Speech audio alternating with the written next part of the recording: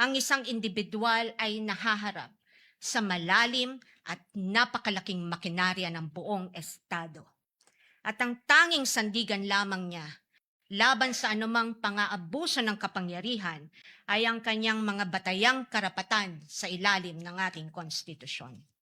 Kaya't mahalagang linawin na sa gitna ng pagtatangkang ikondisyon ang kaisipan ng mamamayang Pilipino at sa gitna ng walang humpay na komentaryo sa mga pampublikong espasyo, wala pang maituturing na anumang ebidensya o alegasyon na napapatunayan ng prosekusyon sa simpleng dahilan na ang bawat ebidensya ay kailangang dumaan muna susuri ng korteng may tanging kapangyarihan sa ilalim ng ating saligang batas.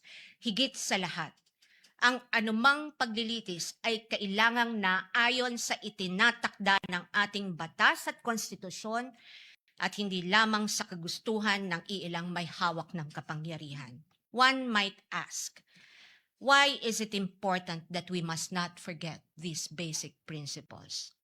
The ruling of the Supreme Court tells us why. The Bill of Rights applies to the entire impeachment process because inasmuch as our court recognizes that impeachment is a political process, it reminds us that it is not a purely political process, but a legal and constitutional mechanism.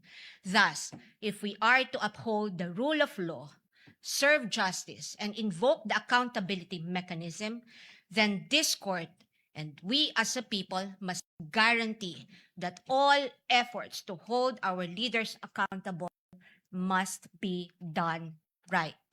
This we must not forget.